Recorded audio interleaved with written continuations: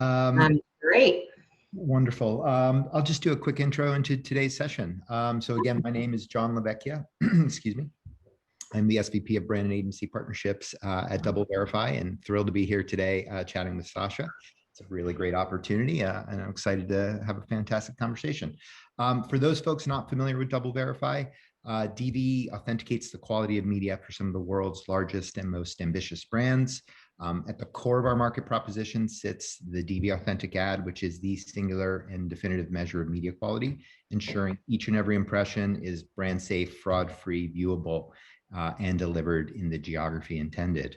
Now, as we're looking towards a future and have firmly established those media quality baselines, we have a unique opportunity to evolve from media quality metrics alone to one focused on performance via attention and contextual-based signals to help marketers drive more impact and precision out of their marketing investments. Both of those solutions sit within the DV Performance Suite, and of course, I'm happy to address that at a later date. But today, again, I am thrilled to be here with Sasha, VP of Digital at Verizon. We have a fairly lively, diverse agenda set today. So Sasha, welcome. Thank you. Thanks for having me. Of course. So why don't we start out with just a little bit of background into your role, what you're focused on, what your team is focused on, and we can take it from there.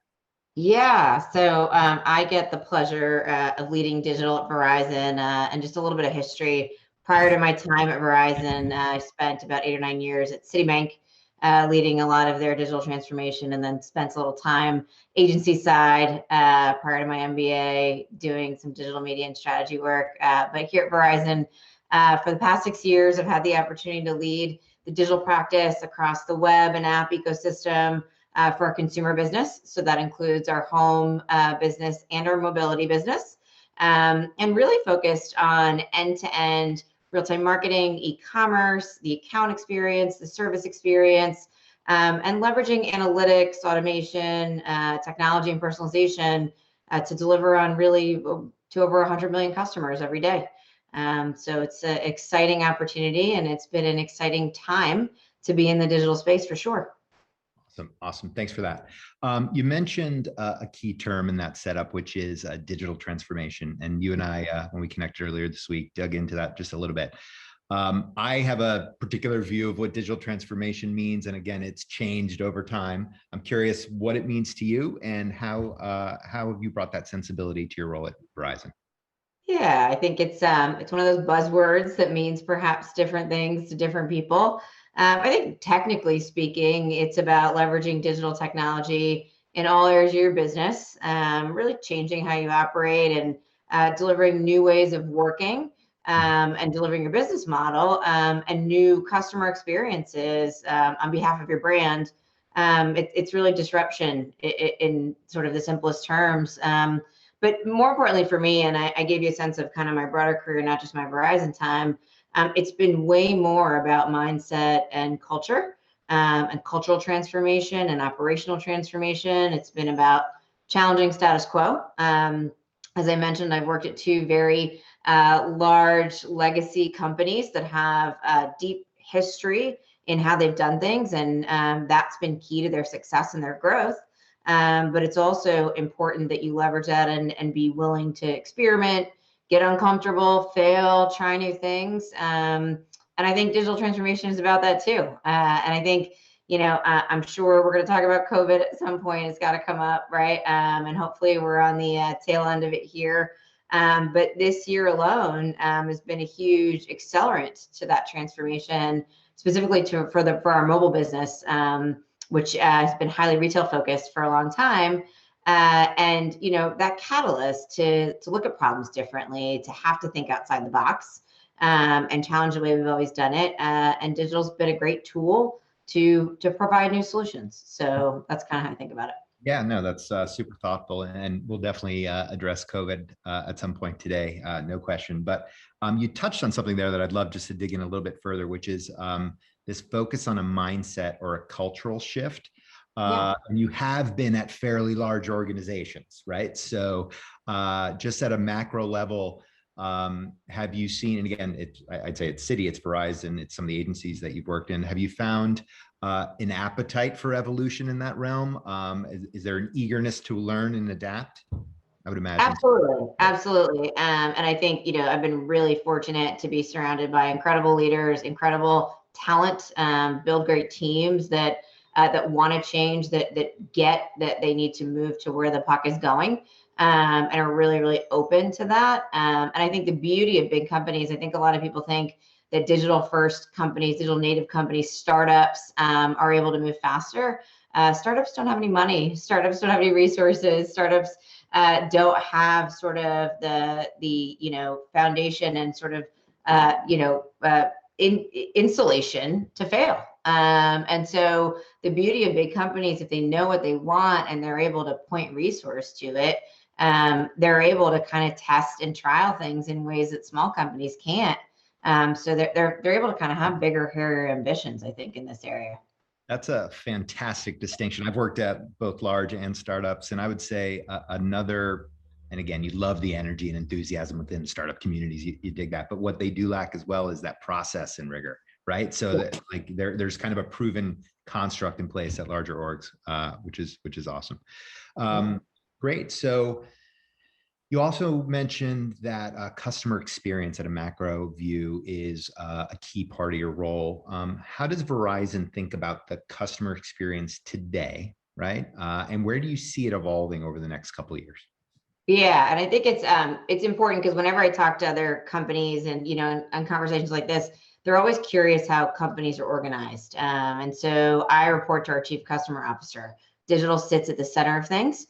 And customer experience for Verizon really sits at the center of things. And it's become more important than ever, I would say. And the practice of customer experience has been, 15, 20 years in the making, I would say. But customer experience is evolving at the most rapid rate we've ever seen. Their expectations, their sort of next expectations are, to be better than their last interaction with any brand that they've ever interacted with. So before, you were competing with your competition. Now you're competing with any experience any consumer's ever had. And the bar is constantly rising. So I think that is something we all need to be mindful of, regardless of industry. Over time, I see that expectation changing even further. People are going to break down the lines of comparing their digital experiences versus their physical experiences, and they're going to get much more experiential and immersive, and the lines are going to be blurry. People are perpetually plugged in. They don't even kind of know the difference anymore between, what they're watching on TV, what they're physically experiencing, and what's on their second screen. So they expect this simultaneous interaction to concur and for those things to get richer and be connected. So I think the challenge is going to be the experiences that are going to cut through that noise. Are going to be key because the bar is so high now. To create differentiated experiences is going to be the challenge. When we think about it at Verizon, and I mentioned our physical footprint, and I want to tie it back to kind of our experience practice, I'm privileged to run the digital channel, but we, as Verizon, we're huge, right? We represent, a third of the US population. And so digital is not for everybody, though it's accelerating at a much greater rate. We're really fortunate to have this great blend of opportunities. We have voice capabilities, best in class, we have physical distribution, et cetera. So we're really focused on leveraging the right transactions for digital, the right customers, the right context, leveraging data intelligence to put people in the right context. And then if we have to take them out of that context, pass them with context and data and hand them seamlessly across. So we're taking a much more omni-channel approach and thinking about how do you just make sure that you're being highly personalized, highly contextual as you move across the Verizon ecosystem. That's awesome. Very helpful. You teed up the COVID question earlier, so I'm going to bring it back here. Obviously, a year ago, essentially, we were all kind of faced with this fundamental disruption, but it sounds like you were well prepared, right? The focus that you had, this kind of firmly established connected ecosystem already in place, that you were able to kind of accelerate growth, have minimal disruption. Was that the case? What did you learn along the way over the last 12 months on that front? Yeah, no, it's a great question. I think for many of the things that came our way, we were well prepared. Digital transformation was not something we cooked up last March. It was on the roadmap. We were, planning to continue to grow in this way. So the good news is for many things, we were able to just kind of put our heads down and execute and accelerate those roadmaps. Also, digital is not just an e-commerce channel or a service channel. It's also the main tool of communication to our consumers. So we were able to react really quickly and be able to message to the world kind of how we were reacting. I also have to give incredible kudos to our physical environment. We were able to move agents from the retail environment into the call center environment, knowing that our call centers were going to grow and that voice was going to become a growing area. And so the folks that worked on that, just incredible work there as well. And then we were able to react to things that we didn't even see coming. And that was things like creating appointments for our retail environment as we were, able to open doors, how we were able to create like touchless environments for the retail environment. And so, a ton of kudos to my colleagues and really how we brought digital and physical together in a more meaningful way that I don't know that we had full line of sight of. And I don't think we'll go back on that stuff. So, we were able to kind of reinvent and reimagine some things that we had in the pipeline in new ways. Things like video chat, what we're doing right now. The way we work as a company internally is never going to be the same. And ton of great work going on there. But the way we engage with our customers is never going to be the same. We are now video chatting with our customers on a regular basis. And I don't think that's going to go away either. Yeah, I love that whole entire notion of adaptability. It's affected every single business on earth at this point. And particularly, I'm really interested in identifying what those lifelong lessons are. What are those practices that are not going to go away? And it's great that you guys stumbled upon more than a few. So earlier on, we touched on this notion of customer expectations evolving. We touched on this idea that we are firmly in this new era of hyper-personalization. So you're very much an experience-driven organization. We talked about the practicality of it as well as experiences through a marketing lens. How do you ensure the experiences you're building are culturally relevant and impactful? And maybe making that a little bit more specific, how do you engage a diverse audience set? So you've got Gen Z, you've got Gen Y, you've got multicultural audiences. How do you think about this? What are the inputs into that approach? And we can take it from there. Yeah, so, and I think I mentioned this earlier, Verizon's massive. We represent about a third of the US population. So as we think about hyper-personalization, it's about leveraging vast amounts of data that we have, both customer and prospect data, and being able to act on that data. And I think probably for those in the audience, they get that it sounds simple, but it's actually very hard to take large quantities of data and be able to action on it in a more real-time fashion. And moving away from days and weeks to actually seconds and in-session ability to be able to act on data. It also requires us to move from being less reactive to being proactive to arguably being preemptive, right? So it's completely anticipating what people need down to the hyper segment level, because what you need versus what I need is going to be completely different. Today, we have a pretty mature practice, I would say, here for customers. We've been playing in the customer space and with customer data for a while. We've started to invest much more heavily in the prospect space, and we're focusing in cohorts. So you talked about different areas, Gen Z, multicultural, et cetera. Today, if I'm being honest, we're more in that larger scale segment model. So we're addressing the needs of Gen Z, the needs of the Hispanic population, much more in a blanket fashion. The goal, though, is to get to that one-to-one, to understand that there is such thing as the Gen Z who is Hispanic, who is also, a first responder, and those core segments have many overlaps, and that human, that individual, may only identify as one of those things when it comes to what they're going to respond to or resonate with. So that's where we're trying to get to, and really augment those blind spots where we don't have data through lookalike data, through twin modeling, et cetera, because we don't have all of the data that we need to get to where we need to go. Yeah, that's a great point. Obviously, we don't all neatly fit within the precise little boxes. So absolutely super valid. But when you're talking about resonance and impact, how are you measuring that impact? Yeah, it's a great question. So a lot of what we're doing, and we have a fairly mature optimization practice in the digital channel that I run, and then are starting a fairly nascent but on its way practice around real-time marketing.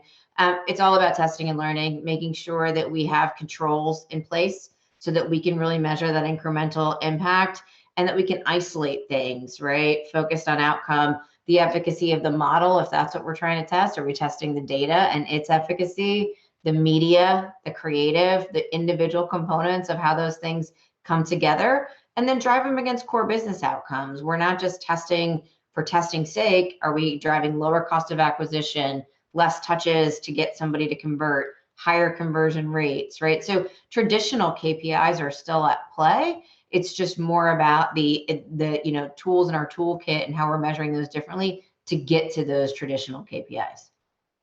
Awesome. Very helpful. Let's shift gears a little bit, if you don't mind. You just touched on something which is real time. And real time has had, again, another one of those terms that have had its moments of glory over the last 10, 12, 15 years. Buzzword, sorry. No, that's all right. But I do want to understand, maybe at a little bit more of a granular level, excuse me. What role does real time play in your mix today? Is it more of a philosophy? Is it a workflow? Is it both? I would love to hear a little color on that. Yeah, it's both. It has to be both, I think. And I love the way that you even asked the question, because I don't think it works unless it's both. We have pretty big ambitions around real-time marketing, which I've mentioned, and the real-time use of data and technology to deliver these highly personalized, relevant, contextualized experiences. But the words real-time can insinuate that it's about speed, and I don't think that's always the case. It's about using data at a pace and making sure it's getting smarter along the way, right? So I think often data can get stale, and if you're not taking that last touch data into consideration, you're not enacting data that's real time on behalf of that consumer. And so that's what their expectations are. They expect you to know the last thing that happened, and incorporate it. And it's just core to what we're doing. So that's really, how we're thinking about it. And it's not probably as literal as it sounds when we talk about real time. Okay. That's interesting. Again, I do think there's a perception that real time is primarily a social solution. And again, it goes much bigger and broader than that. I totally agree. Excuse me. So, we've touched on data and privacy in a couple different ways in the conversation so far. Obviously, data and privacy matters quite a bit to companies like Verizon. And now, as we kind of collectively find ourselves in this post-GDPR, CCPA regulatory environment, we've got cookies soon to be deprecated. The opportunity to drive that one-to-one hyper-targeted messaging is compromised. So how is Verizon thinking about that today? How are you guys preparing for the future? Yeah, I mean, first, let me say, Verizon, first and foremost, is focused on protecting the privacy of its customers and prospects, and data integrity is, key. That being said, for us and for any technology or marketing company, data is the key currency by which we're able to deliver on all the stuff we're talking around: personalization, target correctly, maximize ROI, and meet the expectations and our business needs. And cookies were a key part of that currency. And so much like everything else that's changing around us, it's requiring us to be agile. It's requiring us to shift with the marketing marketplace around us and figure out new ways of doing things differently. I would say the biggest investment we're making from a prospecting environment, especially, and this goes back to what I was saying about further investment in the prospect that we have done in the past on the customer side, is building out our own CDPs for customers and prospects, and in really investing in the power of our first party data, because we have a ton of it, and capturing it properly, and being able to access it across all of our channels, which goes back to our omni-channel strategy as well, and frankly, our technical architecture. So for a very long time, the conversation you had in a store and the conversation you had online were completely isolated from one another, and that data was completely isolated from one another.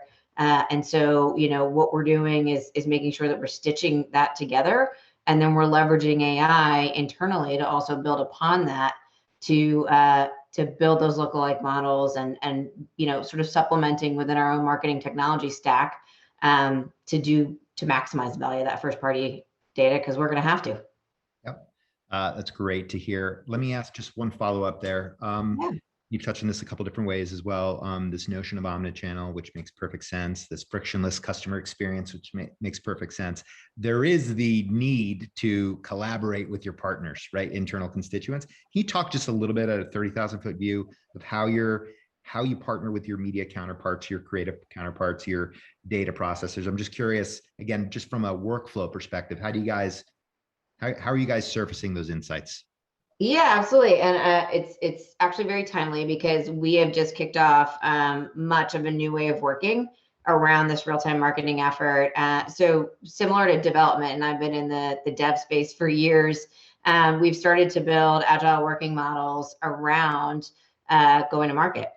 So we have core teams, much like you would see on the development side, with media folks. So folks from different levers of media, different practices around search and social and online video and whatever's applicable. We have data scientists at the table. We have engineers at the table. We have digital folks from my team at the table. We have business folks at the table. Real-time problem solving, testing and learning around customer hypotheses in a way that we've never done before. And so we've centralized this under our marketing organization, where you have like test leads, scrum leads, facilitating that, but we're keeping those core capabilities kind of dotted back in to their homes, right? So their core competencies stay intact, but they're focused around a common customer problem. So to go back to the question that you asked, or how are you rallying around segments?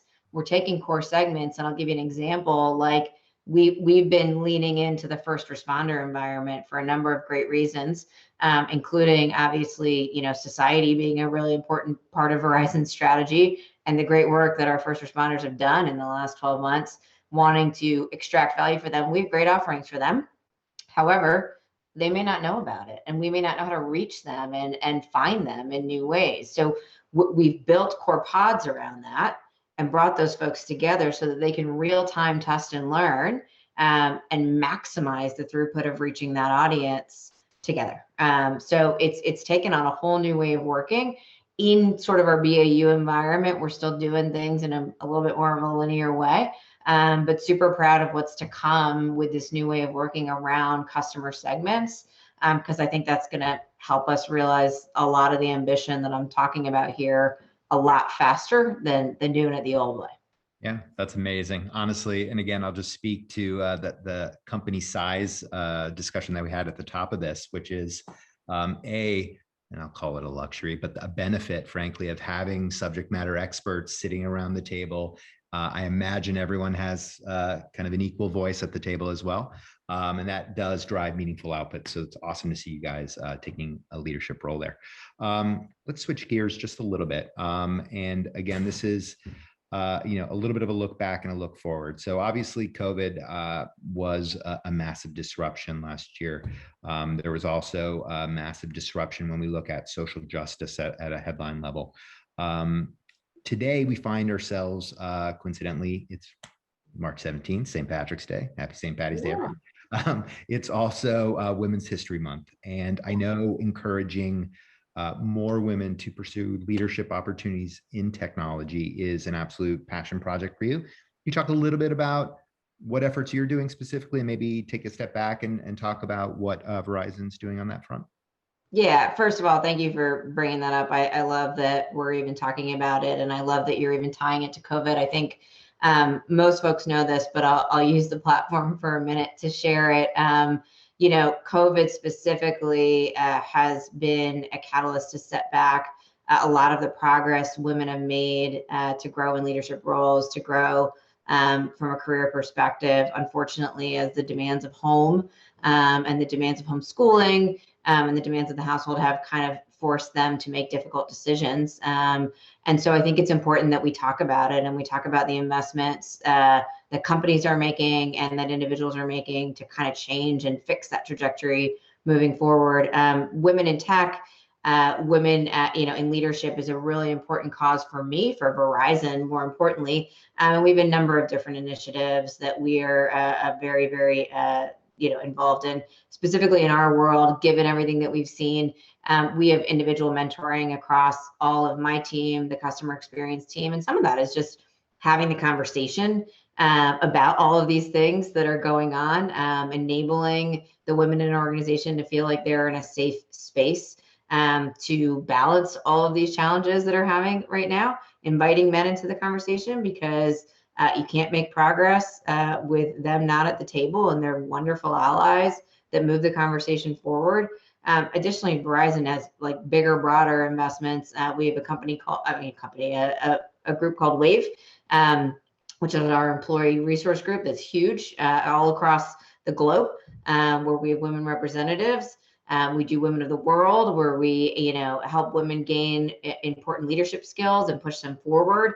We have Verizon Women in Business, and we partner and sponsor many, many partner initiatives like the Makers Organization, Built by Girls, and Tech. And so, Verizon's very, very involved. So I think it's just about, getting out there and making sure that as these things come to bear, that all companies, all of the folks on the phone too, that I think are all in the tech space, MarTech space, are finding these opportunities to help, move the next generation of leaders forward. That's amazing. And again, sometimes it does take these cultural moments, COVID and everything else that's happened over the last 12 months to catalyze change and to drive some momentum. And I totally agree. It is a team effort, right? You need to have every cohort, every constituency within the organization all leaning forward in the same direction. Definitely celebrating different perspectives, but delivering against the greater good. So thank you so much, Sasha. I think we will now shift to Q&A. Sounds great. Excellent. I'm just using my cue here. Here we go. All right. Well, this was one of my questions. That's interesting. Hold on one second. Actually, that was a placeholder. So let's continue on. I'll ping back when I see another question in there. Okay. So when we are thinking about again that social justice, just to continue on that last piece that we just touched on, some of the initiatives that DoubleVerify went through at a technology level was to go through our core systems and address some legacy terminology, right, in coding that was no longer appropriate. Whitelisting, blacklisting, shift to inclusion and exclusion lists. I'm just curious, many companies did this, but I would love to understand what Verizon did on that front as it related to social justice. What were some of the kind of the initial adjustments, and what were some of the more longer term initiatives that'll remain? Yeah, no, it's a great question. I mean, I think there's been a ton of great work that's really hit at the root of things, which I think is where you're going, right? That goes to these sort of unconscious biases that are at the root of how we all talk and behave every day. Verizon stepped up in a number of different ways, and it's really been a reflection of leadership, and hopefully folks has even seen it as Hans goes out in the public and talks quite a bit about this. Really just an incredible leader that leans in hard in that regard. And it started with the first days of the pandemic. It started with the first signs of social injustice that we saw in June of last year. And so I think, we have been at the forefront of that conversation and will continue to be. There's a number of different trainings that are going on to help evolve that. And so, I think that, just couldn't be prouder to work at a company that really, really gets it. And, we always say at Verizon too, some of this is for society, but it's really also about working for a company that people want to work for, which it's about good business too. It's a talent retention strategy. And it's about, working for a company that stands for something. Which, to your point earlier about Gen Z and Gen Y, that they care about it more than anybody. It's really, really important to them. And so If you even just look at the business side of it, it's really important that we are reacting to what is the expectations of the future generations are. There's just sort of zero tolerance for anything like what you're talking about. And so we have to rise to that. So we're taking a lot of action there. That's amazing. And as a parent to 14-year-old twins, I can tell you how proud I am that they're so open-minded to the world. Their views are totally different. I feel like we're in good hands over the next 20, 30, 40, 50 years, I hope. Okay, just shifting to some of the questions from the group. Many brands have drastically reduced media budgets over the last few months. How have your media plan adjusted? How, can you talk through maybe some of the more creative and efficient ways you activated your media strategies? Yeah, I think more and more we are moving our media towards digital media, right? So you have to remember, for a business of our size, traditional media has been in play. If you look at our home business, we are completely digital in terms of our media, which brings a significant amount of efficiency. We're moving more and more that way with our mobile business.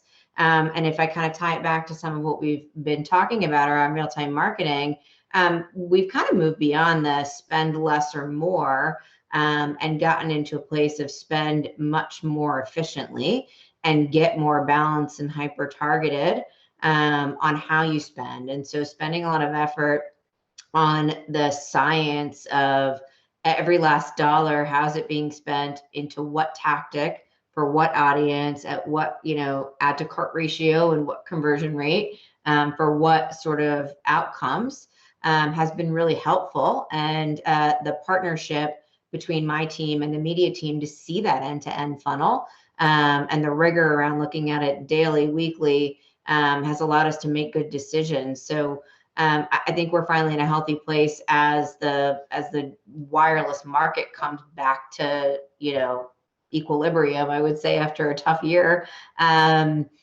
get to a place where it's less about more or less and more about how do we spend more efficiently. And that's been the focus area. Yeah, no, that's a great response. You just touched on something that I think is interesting that kind of connects to a question in the queue as well. You've talked a lot about Verizon's role and how you've learned and evolved, and some of this evolution will last in perpetuity. How do you see the telco industry evolving over the next 12 months? Yeah. So it's getting real competitive for sure. And I'm sure for most folks that have seen, there's been a lot of conversation around the network and the growth of 5G and the continued sustainable growth of 5G. So I think that will be a big part of the conversation. Verizon will continue to lead the way from a network perspective. So we're super proud of that. There's a lot of noise in the system too. So I think we're mindful of that and managing to perception. Candidly, I am seeing the other players in the industry get much more digitally savvy. And so it's something to be mindful of and watch. We've always been the biggest, we've always been the most mature. And so, just keeping an eye on that. And also, we're seeing a lot of the MSOs, right? So a lot of the traditional cable companies get into the wireless game.